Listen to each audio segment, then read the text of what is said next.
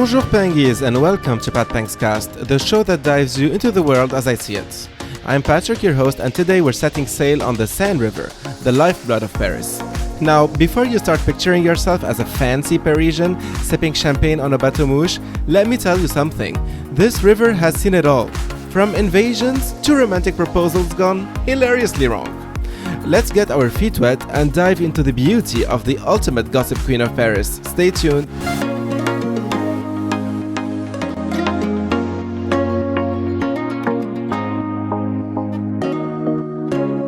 Bonjour. Welcome to episode 12, the one of the month of July, called Pardon My River of season 1, Pardon My Parisian of my podcast.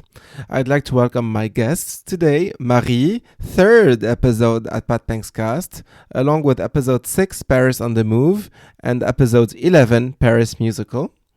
I'd like also to welcome Ghislain, second episode at Pat Peng's Cast, along with episode 4, Paris Monumental.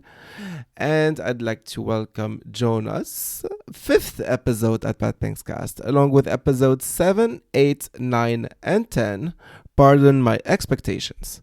Hi, Marie. Hello. Hi, Ghislain. Hello. Hi, Jonas. How are you doing? Hello. Great. So as you can see, guys, we are in the middle of the Seine River, just by the Seine River. You can also see the Notre Dame de Paris just over there. And there is some noise around us. So it's because, it's a living city. People are walking around. There are people dancing and singing over there. And we have the noise of the boats. So it's part of the life of the city. So we are obviously going to discuss the Seine River because we are in July. And the nice weather has arrived. Probably not right now. As you can see, we have a little cloud. We hope it's not going to rain because we have all the material and the equipment right here. So we're going to discuss several topics related to the Seine River. So the episode is divided into 3 segments. The first one is about the history along the Seine River. The second segment will be talking about the houseboats, the landmarks, and some bridges. And the segment 3 will be talking about the life of Parisians and life of tourists around the Seine River. Let's start with the history by our historian here. Ghislain, please go ahead. Sure. The River Seine has been for a long time used as a trade area because, as we can see, boats are circulating throughout the city. And I think it was one of the first railroad. At the time there was no train, so in fact, rather than a horse, the River Seine was the easiest way to transport things. It has been used by a first tribe called the Parisian, so it's Paris with double I in the end, which was a tribe, Celtic one, from the old gold, that lived there with the idea of settling in a city around the islands over there, the Saint Louis Islands, or the City Island today as we call them. And they lived there as fishermen mainly, but also trading by the River Seine. And it was the main thing they did. We know that the Roman Empire took over the control over the Seine, and they knew how they can use it to transport goods from one side to the other. And they transformed the name of the city into Lutetia, which would be, for them, in Latin, their own name. And we have to wait for the 4th century after Christ, or Common Era, to have the name Paris given to the Parisi old tribe. Even if they were no longer ruling the city, they kind of left their own name, which is today about of it. What is nice to see is that it remained in the Middle Ages, the Renaissance, and moreover, a trade place. And I think even today, transporting people and goods has been something very important that the River Seine could help at some point. We know that some of the most powerful tradesmen of Paris used to be the one controlling the River Seine from the 12th century onwards. What about some historical events that happened in the city along the Seine River? Well, I would say we know that the River Seine would be going up and down naturally. It's linked to the ocean, and it's actually linked to some terrible floods that the River Seine had for many, many centuries. We used to say there is one terrible flood, the crue, as we say, once a century, which means that we had the former one in 1910, which make us think that we're going to have one day another one here in Paris, which is some kind of a terror for most of the building being closer to the River Seine. In 1910, it has been one of the most terrible because the River Seine went up to 8 meters higher than the natural level. So it's a lot, I would say. The Eiffel Tower the feet of the Eiffel Tower was under the river, under the water. We had some buildings. I'm thinking about the Louvre Museum and some of the swords they had completely drowned by the water. And there is one mark which is on the Pont de l'Alma, when you have a statue called the Zouave, and this statue is one of the soldiers of the Napoleonic Wars. But it became something completely out of the war context because Parisian tradition used to measure the level of the Seine River according to where the water will cover this statue. And in 1910, the statue was covered up to the shoulders. So it was very high. I mean, I cannot even imagine how the water can be like really on the it was on really, the, on really the level high. of its head. I remember that some of the deputies had to go to the Assemblée Nationale, the parliament, and they had to go there by boat because everything was covered by water. So really it was something quite important. And the former terrible flood, I would say, happened in the 1960s. So it was like centuries ago. So we don't know if it's going to be that high in the next, but yeah, we never know. Well, there has been a recent flood, Marie. I guess that you know about it. It's like a few years ago. Yeah, a few years ago. In 2016, the Seine didn't go up to 8 meters, but only 6. But still, that was still quite high. And when the Seine floods, it's a real problem because there are a lot of buildings that are really built on the river, on the level of the river. Some of the buildings, like for example, where I live, there are some buildings with basements and like -1 and -2 and -3. Exactly. And sometimes we need to evacuate these basements. They ask the owners to remove their cars, remove their stuff from the basement. Yeah, it's a hassle when it happens. And maybe I would add that global warming and climate change probably doesn't help. So Definitely. Maybe we're going to have more than one flood, worst case scenario. And actually, that's exactly what happened in 2016. There are 2 museums, the Musée d'Orsay and the Louvre. They had to evacuate 150,000 artworks from their storerooms because of the floods. They used to storage in the basement, so they no longer do this, absolutely. Well. And actually, this flood, I mean, of course it was in Paris, but actually it was all over Europe. Yeah, because as Jonas said, like if it happens here, it means there is a reason, and the reason is more global than just Paris, obviously. So segment 2, now we move to segment 2. We're going to be discussing some houseboats, bridges, and landmarks. A lot of people in Paris actually live on houseboats, what we call in French péniche. A lot of them actually have their place of living, of residence, on those boats, and some of them have transformed these boats to bars and restaurants according to what they like. And also some companies have invested in houseboats and transformed them to bars and restaurants. And if I have to tell you, my favorite one would be Le Rosa Bonheur. It's anchored next to the Pont Alexandre III. And what is beautiful about this houseboat for me is the architecture. It's unique because we don't see a lot of houseboats with this architecture. The name of the architecture is Gérard Ronzati. And the particularity is that it's made out of metal and glass, which is that once you're inside, it's very bright and it's very open as a view to the Seine River and to the landmarks that are around. And that's really nice when you're having a drink or having food on a péniche. I feel like it's good to be able also to enjoy the outdoors when it comes to the view, even if you're inside. Because some of the houseboats, you're inside, but you don't really feel that there is much difference from you being in a houseboat or you being in a standard restaurant, because you don't necessarily see a lot of the view. But I guess that in Rosa Bonheur, it's really very open and very bright. So this is what I like about it. It's also very lively. I feel like it's really nice when it comes to the ambiance, atmosphere. Good music, good food, good drinks. Yeah, I would definitely recommend it. And it's probably one of my favorite péniches in Paris. What do you think about it? Yeah, I think it's a special experience to, have a drink and party on a boat. You're in a big city, but it feels like you're What I like away is from it. the positioning in the city. It's next to one of the most beautiful bridges of Paris, which is the Alexander III. Exactly. Which it's the golden one, properly because they have gold statues, and it gives a special vibe because you are in the city center. So it's a particular location also. Right. Also, in these bridges, you may have actually bars and nightclubs. Yeah. Underneath the bridge. Underneath the bridge, You mean, yeah. Yeah, which is the case of Pont Alexandre III. There are some clubs underneath the bridge. I was there yesterday. Actually. You were there? Okay. So, it was there. Okay, perfect. I didn't know it was actually there. while clubbing, you see the bridge itself. So and there are clubs from each side, the right bank and the left bank of the river. There are a lot of houseboats as well that you can enjoy and you can go to. But if I have to also talk about another one, like a second one, or I give a second example, I would definitely talk about the bateau phare. I don't know if you guys know the bateau phare. So what is nice about, Marie knows it. So what is nice about the bateau phare is that also in terms of architecture, it's very unique because, I mean, it's bateau phare, so bateau for boats and phare for phare, which means lighthouse, because it's actually a boat with literally a lighthouse on top of it. You don't expect to have a lighthouse on a boat. It has a nice terrace. It's actually a concert venue and also a clubbing and concert venue. So it's anchored by the National Library. And that would be my second example if I have to give a second example. Marie, do you know it? Have you been there? Yeah, I've been there a few years ago. And the only thing I can tell is that everything was moving. But I don't know if it's because I was on a boat or just because I had too much alcohol. Maybe both.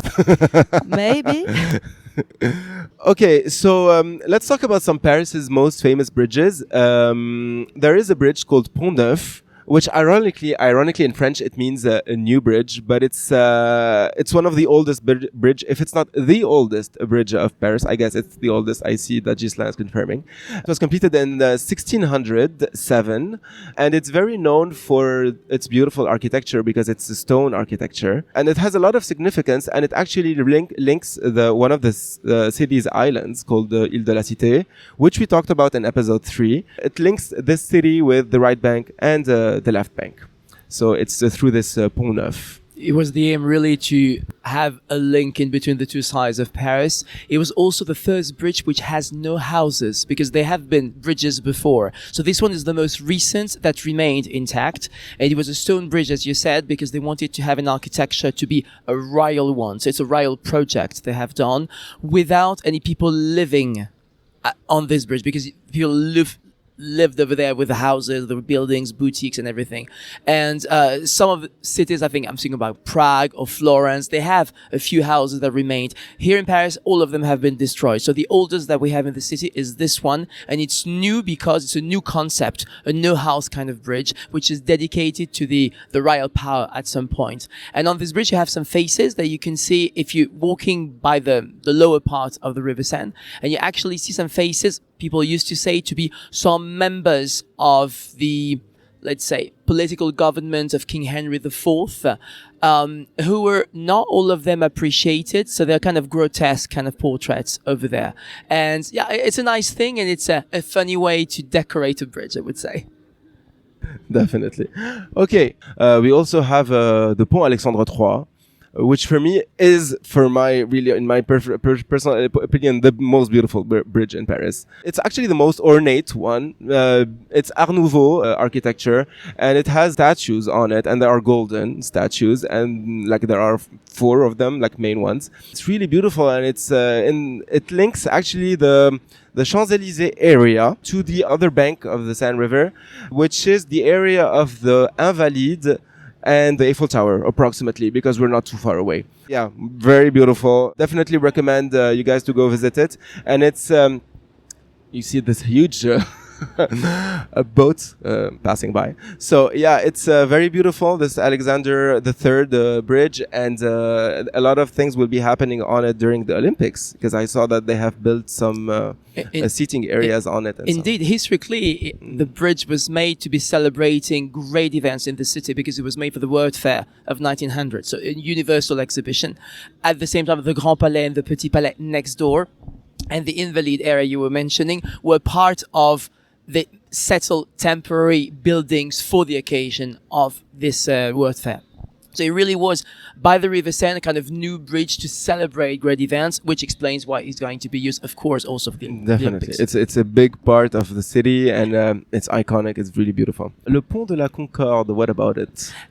I love this bridge because it's not the most decorated. It's not the the one closest to the islands. It's kind of a underrated kind of bridges, but it historically Underrated doesn't mean not beautiful. That's the thing about Paris. Everything is beautiful. You just need to know about it. Exactly. It's just people don't really know about it. And most of the bridges have been made to celebrate, I would say, a royalty or an empire or the Republic with a celebration. This particular one, we used to say that the stones used to make the bridge were stones taken from the Bastille jail during the French Revolution. So it has to take from one spot to the other to create a new bridge. And the Pont de la Concorde used to be a celebration of the French Revolution, to have a new bridge, not celebrating the royalty, but celebrating the new Republic. So that was the idea.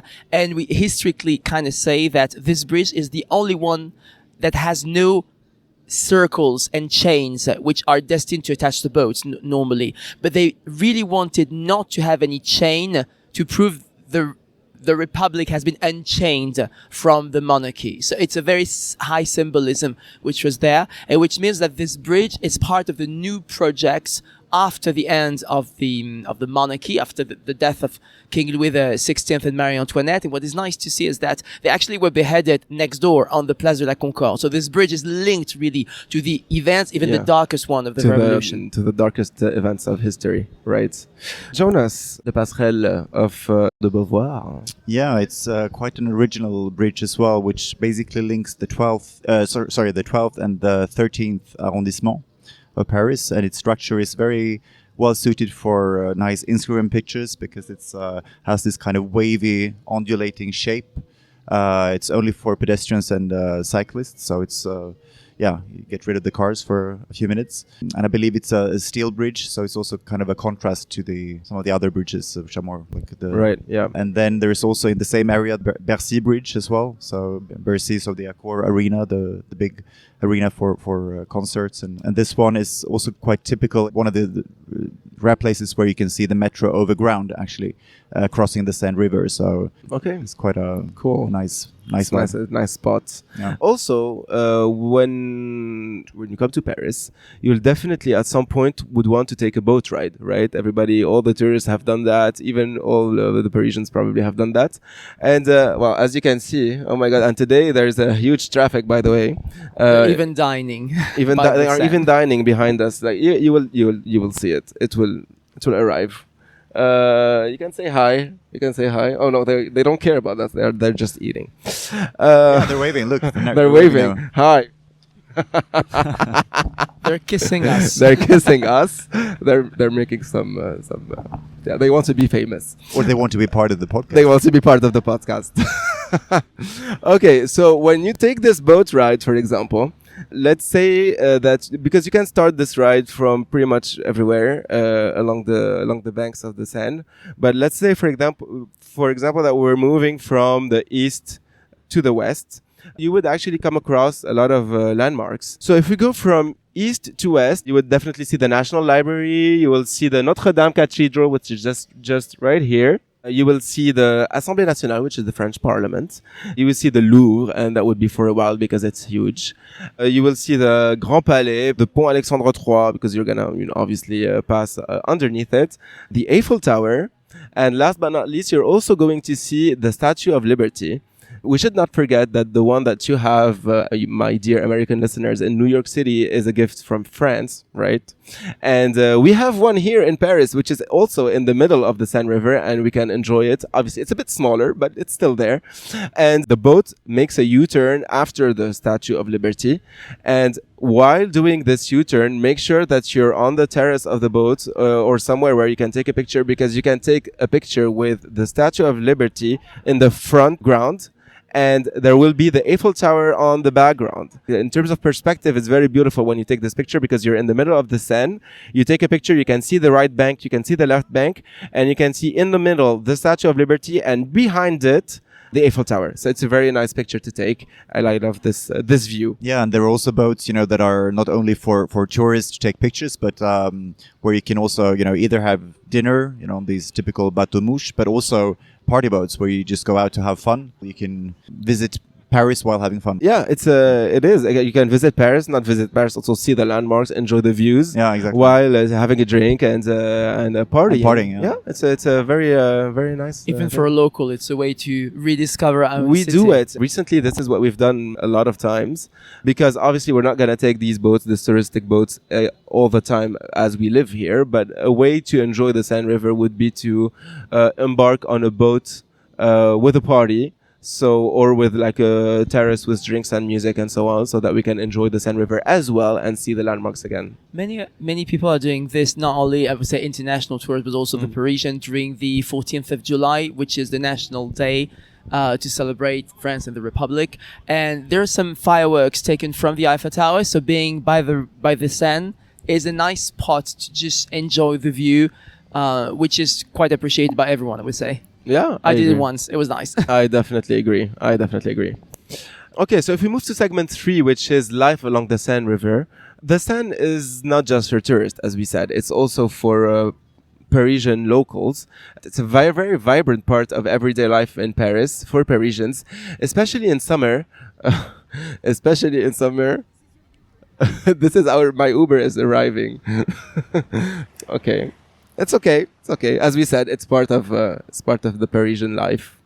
So, but all Parisians don't own a yacht like that. No, it's huge. That should be highlighted. We would love to. Oh, guys, this is a huge yacht. Actually, there are these cabins? They are.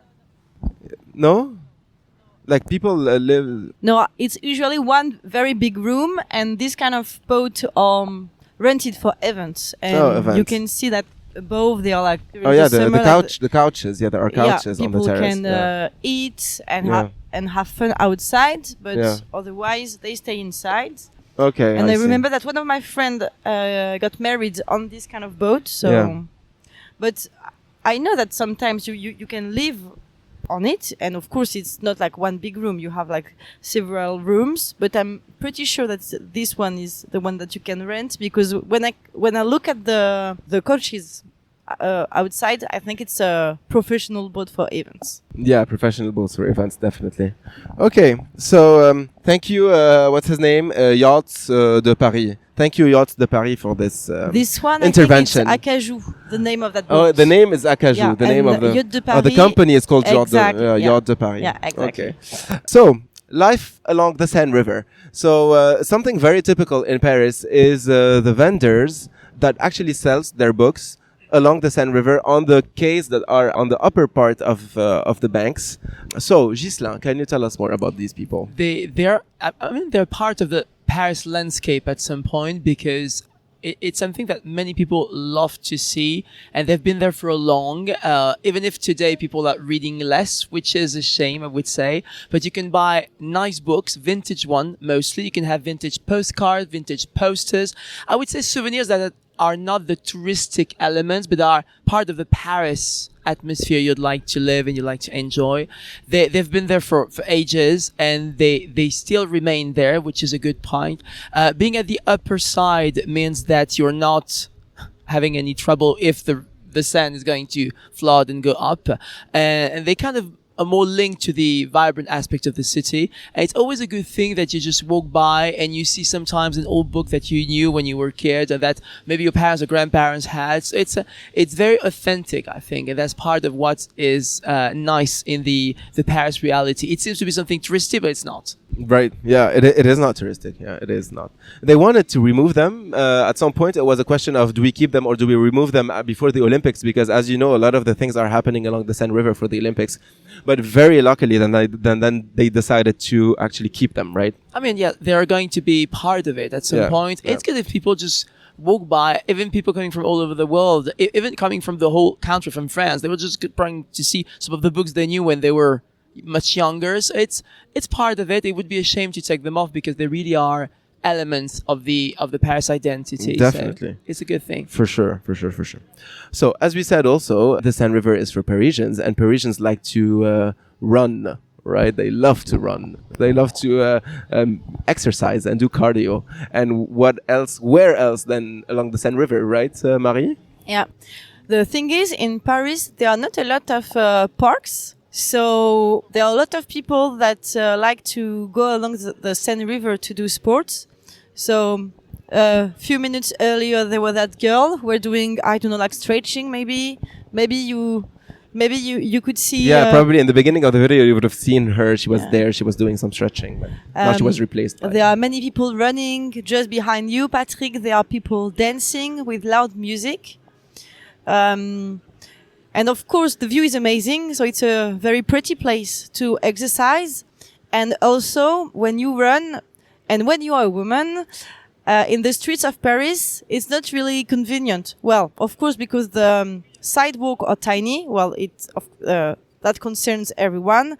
But also that because when you are a woman and that you run in shorts, people are staring at you. And I believe it's less the case along the Seine River because there are less people. There are fewer people, and people are busy just, like having fun or exercising as well. And close to the Grand Palais, there are even gymnastic equipments, and there are a lot of people like training in groups. Yeah, a nice area to enjoy outdoors and at the same time take care of your health, right? Exactly. Yeah. What else can we do along the Seine River in summer, Jonas? Well, I would say it's an excellent place to unwind, gather with friends for some picnic, a drink in the late afternoon, watching the sunset. I mean, it's really, although in a big metropolitan city, you get this kind of relaxed vibe being by the Seine River because of the water and it's a different. You're kind of stepping out to the buzz of the big city, so it's a great spot to relax, also to have fun, to dance like we saw on the opposite side of the by the way, yes, right now. On the opposite side I'll probably take some video shots. People are dancing salsa, tango, whatever they're doing. Right. Dances. Cool. And as we know that Paris is it's a romantic city, and the Seine River is really a place to kiss. To kiss, right? Yeah, what about that? It's not just a cliche. It's part of it. There are some legends said to everyone. I mean, since I was a kid, some part of the city are linked to particularly romantic areas when people would just regroup by the River Seine. You have love declarations and everything. But we're next to the Saint Louis Island over there, and not the first bridge, but the other one, the stone one, not the iron one. It's called the Pont Marie. And this bridge, traditionally, we say that if you're passing with someone, you need to kiss the person next to you, whether you're walking or whether you're passing by boat. So traditionally, even in the fly boats, people having tourist tours, I would say, over there, they must kind of kiss. So it's always the awkward moment because not everyone are used to kiss the neighbor, even if you don't know your neighbor by it. But it's kind of the thing which make you discover your neighbors in a nice way. Definitely, which is for cool. Sure. Yeah, right. I agree. Yep, and actually, maybe it wasn't enforced during the COVID period. Sure. I hope so. Or else there must be a cluster along the Seine River around this place. Or maybe that explains the COVID. Yeah, in Paris. Paris. Being a romantic city explains the COVID. Yeah, Marie. And last weekend, I went to a wedding, and my friend, she got engaged along the Seine River. So it's not a joke saying that it's a very romantic place, even for Parisians themselves. Definitely, yeah. Oh, and the sister of my sister-in-law, so probably my sister-in-law and her sister are probably watching. Well, she got married recently, and the day before the wedding, we were on a péniche, on a houseboat as well. And she made a pre-wedding party. So a lot of people, either get engaged or invest in some time before the wedding or for the wedding along the Seine River. So yeah, it's a romantic place as well, along with the rest of the city, but specifically the Seine River as well. Talking about all of these topics on the Seine River, we cannot miss the main topic of today, which is whether our mayor will swim in the Seine River or not. So what about the water quality, Marie, of the Seine River? So talking about exercise, you can do a lot of things along the Seine River, but you cannot swim in it. Actually, it used to be possible until 1923, when it was forbidden because of the water quality. it was too much polluted, too much bacteria in it. But actually, people kept doing it until the 50s. In the 90s, Chirac told the French people that it will be possible to swim in the river in a few months or few years. And he said that he will do it, but he didn't. At that time, he was the mayor of the city, right? Yes. The water quality was still very bad, so he didn't do it. And in 2000, it was allowed again, but only for triathletes. And they were able to swim in the river for almost 13 years, but then it was forbidden again because the water quality was really too bad. So actually in Paris, there are two places where you can swim almost in the river. There is the Bassin de la Villette, which is not along the Seine River, but it's actually a ramification throughout the Canal Saint-Martin and goes all the way up north to reach this Bassin de la Villette. Yes, exactly. And actually it's quite new because it's possible since 2017. And now there's also the Canal Saint-Martin since last year. So it's also possible to swim in it. And there's also one other exception. You talked about us just before. There's a swimming pool on the Seine River. But Jonas, please explain us what it is. Yeah, so there's like a boat with a tiny swimming pool on it. So during the hot months of the summer, you can actually swim not inside, literally inside the river, but on top of the river on a boat. So I never done it myself, but it looks like people are enjoying it. Yeah. So it's a public swimming pool. Yeah, so it's a public swimming pool. The price entrance is only just a few euros, maybe 2 or 3 Right. euros or something. Just during summer days and also during the summer holidays, it's usually crowded. But if you can go there during the week, of course, it won't be like that. Oh my God! Obviously, it would be crowded because all the Parisians will want to go swim and refresh. And children, of course. And children. Well, I saw a guy actually swimming in the River Seine a couple of years ago, illegally, obviously, because it's not. Of course, you can try authorized. now. You can just jump. No one will prevent you. I wouldn't be very confident when it comes to the color of the water. And it was a major event because there was probably something like 30 or 40 policemen coming to the place. Yeah, it was okay. Well, don't do it then. massive event. Stay there. And some people were kind of looking by, cheering this guy because it was kind of as an act of protest in a way. He wanted to swim, and I don't know for what reason. So people were kind of cheering him and didn't want him to get caught. And the police were doing everything they could to catch him, but he was so kind of agile. At some point, they dragged him out of the water, but at some point, he was able to get loose of their grip and dive back into the river again. So it was a real show. Yeah. It's crazy. You saw it? I saw it. I filmed it. And, I think I saw it. I think we were together. No, wasn't it in 2019 or something? It was a few years ago, yeah. I don't know why. I really, now that you're talking about this event, I remember that I was there. I don't know if we were together at the same time, but I mean, I was also on the banks of the Seine River, and there are some. Now that I'm looking, actually, I've never noticed, but there are stairs. Ladders. Yeah, ladders. Yeah. So why are they here? Do you know? Most of them are historic, so they're there for at least a century. As you said before, at the time where it was allowed to swim, even if Yeah, I don't know if you can was see not that there's the ladder super just here. secure, but they were there for that reason. Also, when the river was lower, you had some kind of a boat. It was an access easy from your embarkation for your little boat to go up. So it could be swimming. It could be also right, for any boat use you can have. Right. But maybe one day they will be used for swimming again. We never know. You will never be able to swim and Like cross wherever. the river. Yeah. Like it won't be like They for will be they like- will define places. Yes, exactly. Yeah, definitely, for sure, because it could be very dangerous. Courant aussi. I And don't the know current, how to s- and the current, It yeah, can be really exactly. dangerous. Well, actually, that's how people die in the Seine. Yeah. But if I'm not mistaken, Anne Hidalgo is supposed to take a swim in the river once the water is deemed clean that's enough what she for the said. Olympics. Yeah, we're still waiting. For We're that still to happen, waiting, and but- she's still rescheduling. Probably from now until you see this episode or hear it, she would be probably she would have swimmed in it. But as of today, which is what are we today? July 30, no, June 30. She hasn't swum yet, and she's still postponing. So we will see. So if you see someone, crazy lady swimming across the river, it might be Anne Hidalgo. Anne So Hidalgo. don't be surprised. Our mayor. Okay. So that's a wrap for today's journey down the Seine River. I hope you've enjoyed our watery wonder through Paris's history, culture, and daily life throughout the most famous river of France. The Seine is not just a river, it's also a symbol of the city's enduring spirit and beauty. Thank you so much, Marie, Ghislain, and Jonas for being here today. Keep exploring, keep dreaming, and keep in mind that you can like this episode. You could also subscribe to my podcast on the platform you're listening from, Anrami for our Middle Eastern listeners, Amazon Music, Apple Podcasts, Deezer, Spotify, and YouTube.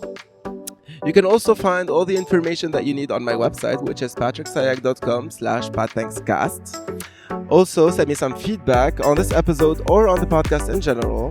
If you have anything to add on your own experience along the Seine River, something that you've experienced, a place that you've been to, etc.